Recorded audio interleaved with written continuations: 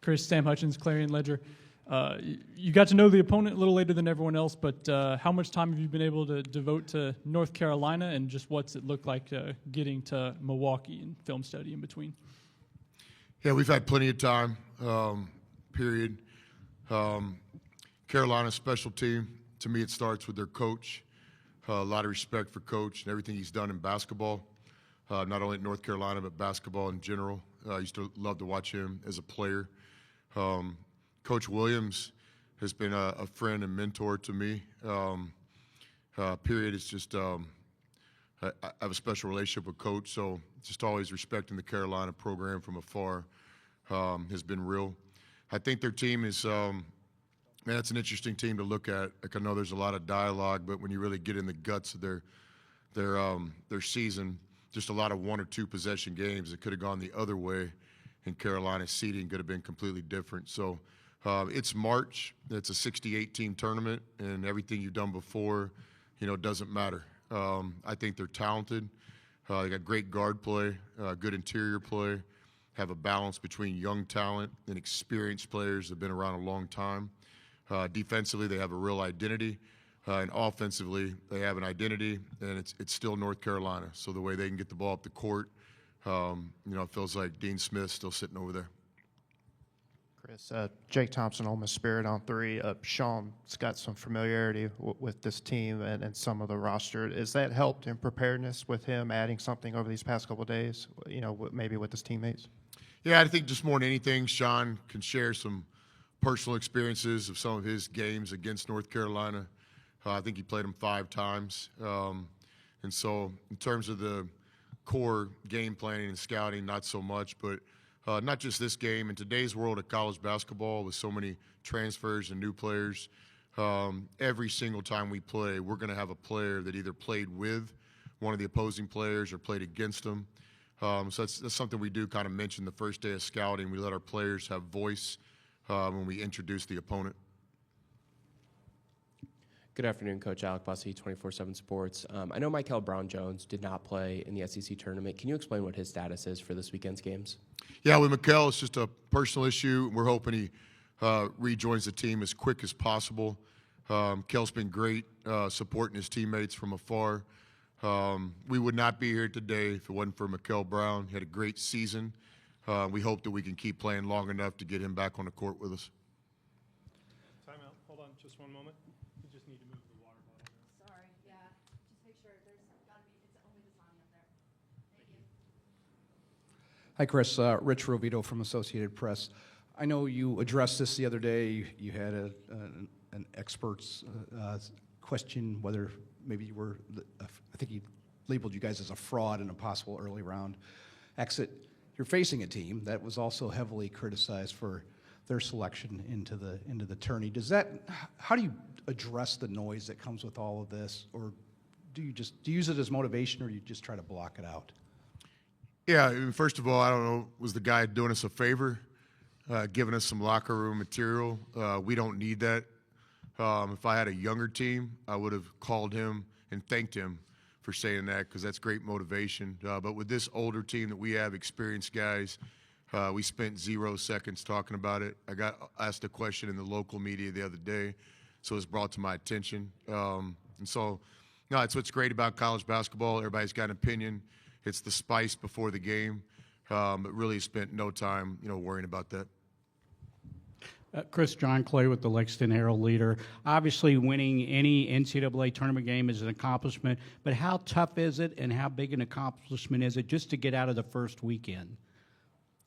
Very, very difficult. A couple things. One, you never take for granted coming to the NCAA tournament. It's really difficult, no matter what your conference, no matter what your situation. These things don't just happen because of what's on your jersey. So every team in this tournament has earned the right to be here through different paths. So just always remind myself and our staff and our players, this is really difficult. Take just a deep breath and smell the roses a little bit, like, we're here. In my opinion, the most important game in any tournament is the first game. It's something Coach Knight would talk about often. And one of those things, the first time he said it, I didn't have to put it in my journal. I heard it, I thought about it, and I think about it every day since. For us, with our team, we set up every tournament as a 4-team tournament. We never looked that far ahead, whether it's the conference tournament or now the national tournament. So we're in a 4-team bracket here. We had to wait a couple of days to find out who that 4th team was, North Carolina. The first game in the tournament is the most important, period. It's sometimes or often the most challenging game, too, for so many reasons. Chris, Matt Stevens, IlliniGuys.com. Whether it's been Little Rock, Tech, Texas, or where you are now, what has been translatable or parallel that has allowed you to have success at different places? Yeah, I appreciate that question. We also made the NCAA tournament when I was at Angelo State, the NCAA Division II tournament. So, I'm proud to have coached so many great players and great teams to play in national tournaments. I think if there is one similarity between all, it's pretty simple to describe. It's the players. We've had good players on all the teams that we've coached that have played in the postseason.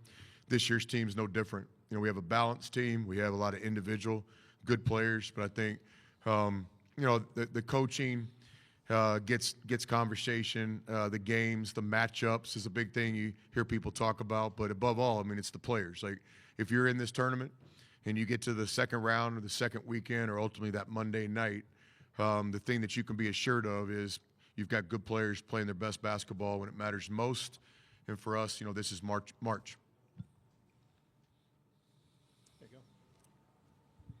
Chris, during the SEC season, a lot of talk about when it comes to NCAA tournament time, the league was so tough. Is it an iron sharpens iron thing, or is it going to be teams are so beat up, having play a monster game night after night, they're not going to have anything left for the tournament? How do you feel about that? Yes, sir. Interesting question, and something that the older I've got or more experienced, whichever way we look at it, I thought about more.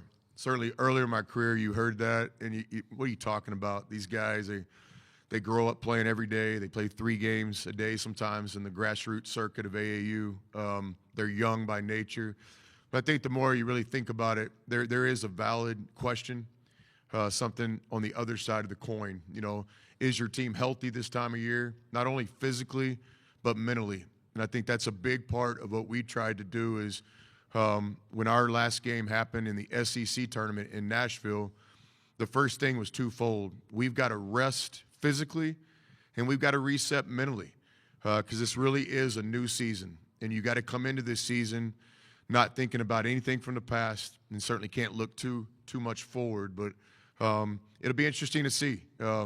Statements like that this might have been the best conference in the history of college basketball, I think are fair and valid up until the last game of the regular season. Now we'll see what happens in the tournament. But I think if the SEC can represent, then I think the statement that this is one of the best conferences ever will be true. But a lot is still yet to be determined. If you're going to write an article or a book about this, there's a lot of chapters left because this is the NCAA tournament when and where it matters most. Anything else for Coach? All right, Coach, good luck tomorrow. This guy in a gray shirt back yeah. here got a question? Lee Harris, what's your favorite eateries in Oxford, Mississippi? That's a tough question when you ask a coach that because you don't want to offend anybody. So the political answer is I like all the places in Oxford, which I do. But I eat lunch at Rascal's a lot. It's a gas station that has grill food. I get a piece of pizza at Funky's. I get fine dining at Lenore's. And then Oxford being a college town, late night options are not many. And so I've been really happy to get back to my roots of just McDonald's, 24-hour McDonald's, filet of fish on a healthy night, and quarter pounder with cheese is the go-to, and ask for the fries to be fresh, even if you have to wait a little bit. Thanks.